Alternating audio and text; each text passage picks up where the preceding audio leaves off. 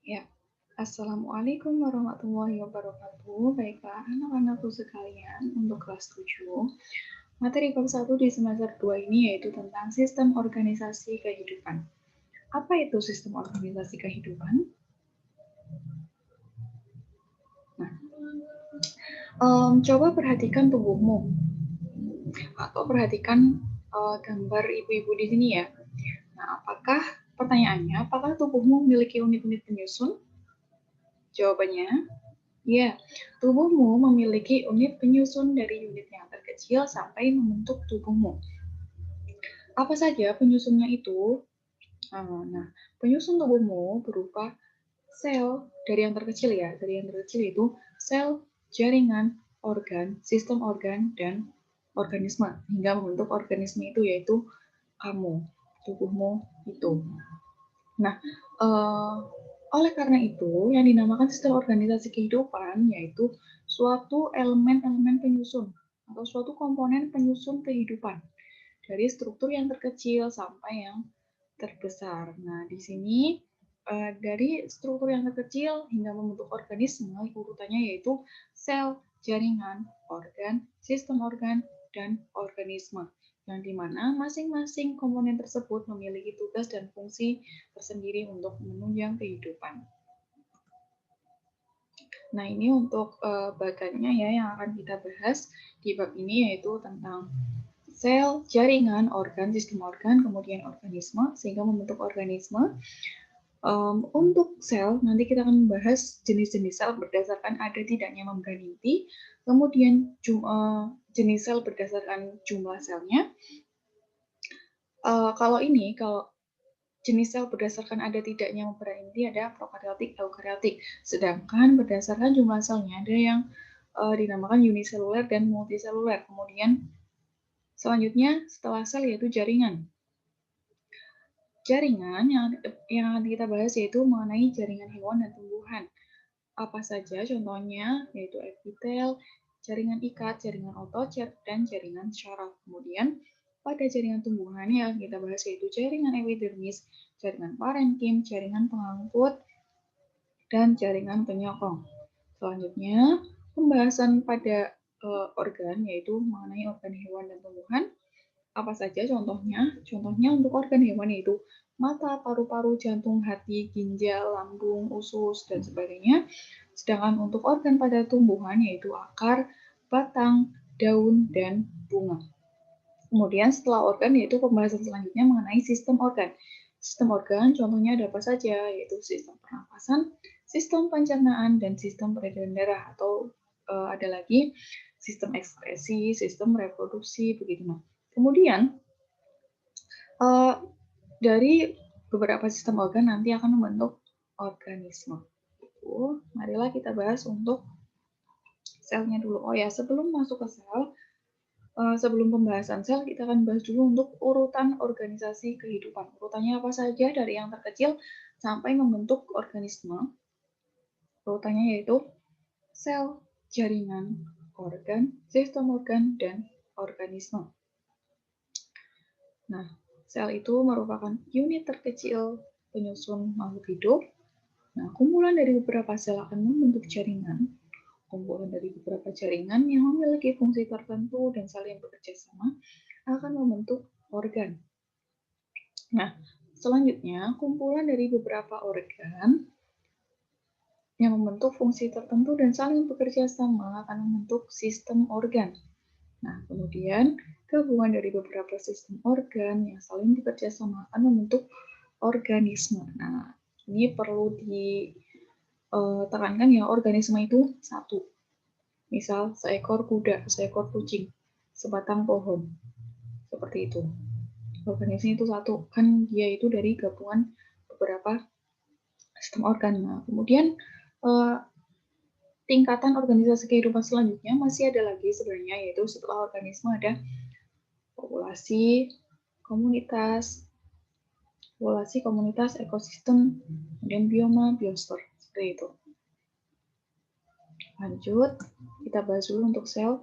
Nah, sel merupakan unit terkecil penyusun makhluk hidup. Jenis sel berdasarkan ada atau tidaknya membran inti ada sel prokariotik dan eukariotik. Membran inti itu apa? Membran inti itu adalah selaput atau lapisan yang membungkus inti sel. Jadi, sel itu kan mempunyai inti ya.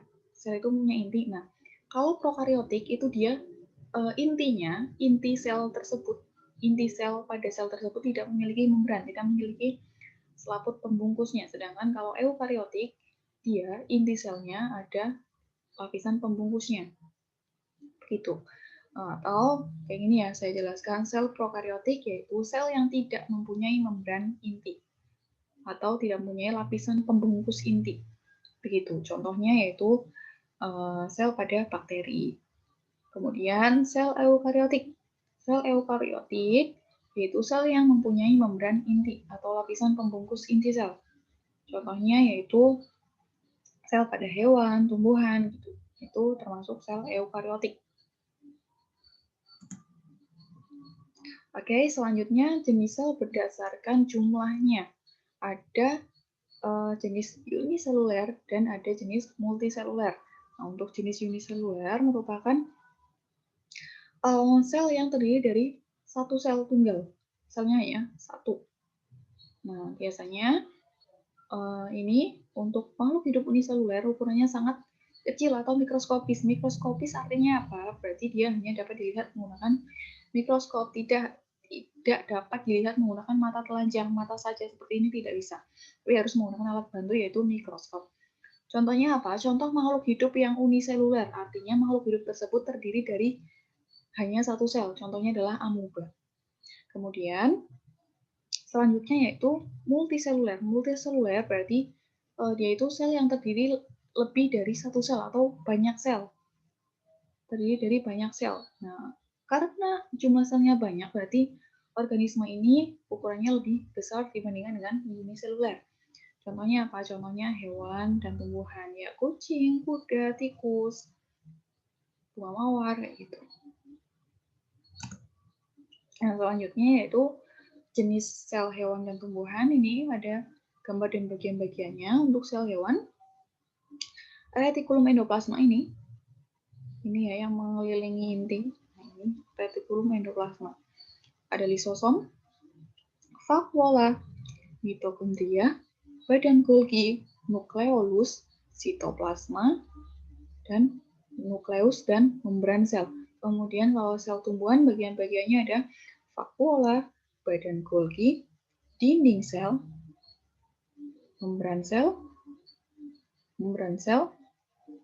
kloroplas, nukleolus, retikulum endoplasma,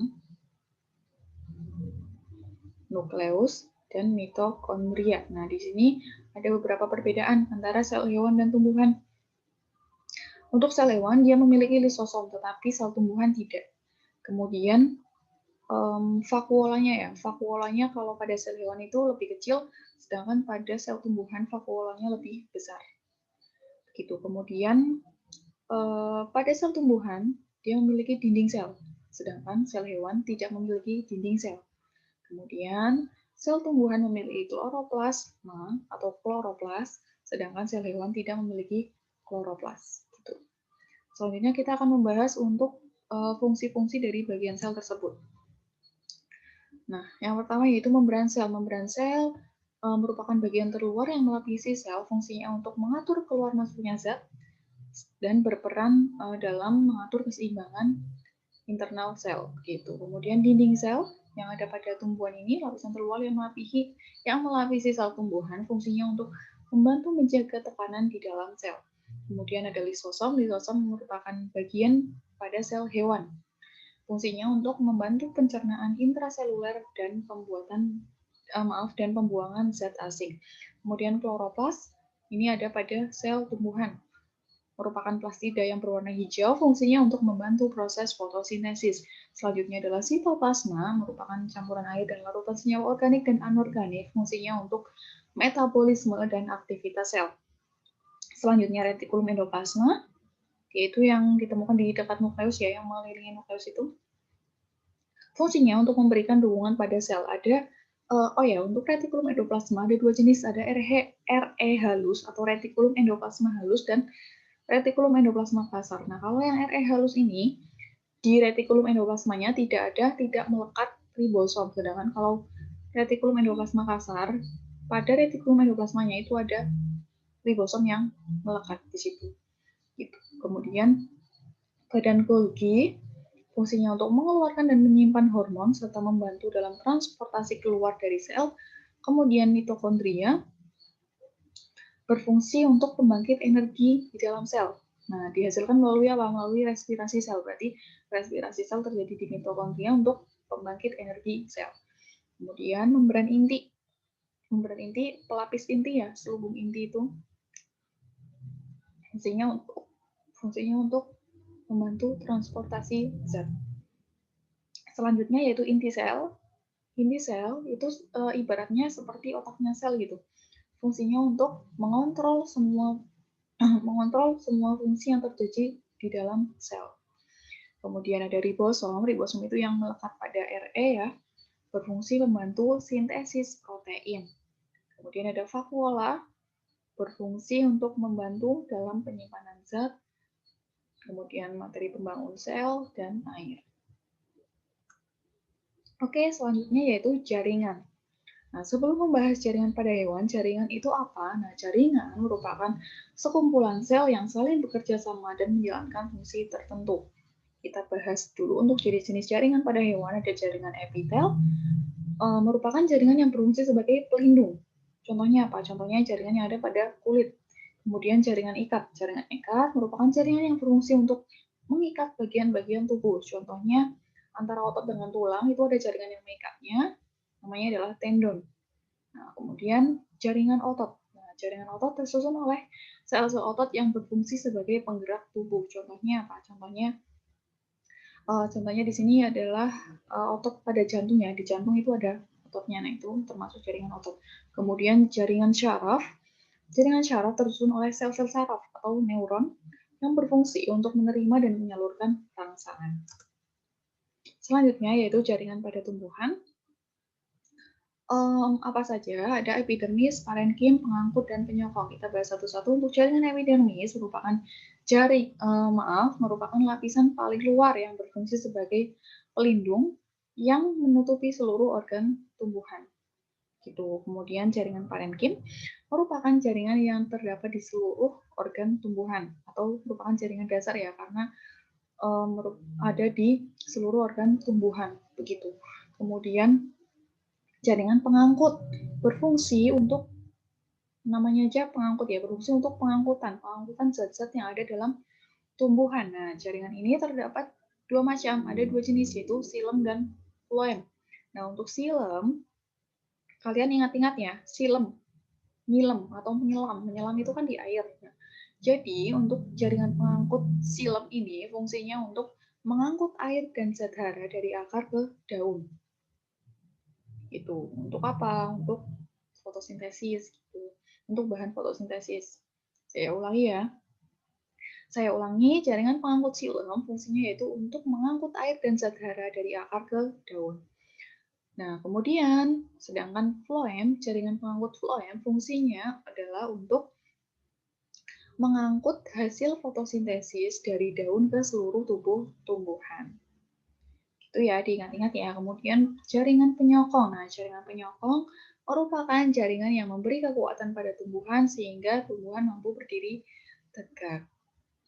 Itu saja yang saya sampaikan pada materi kali ini. Semoga bermanfaat. Wassalamualaikum warahmatullahi wabarakatuh.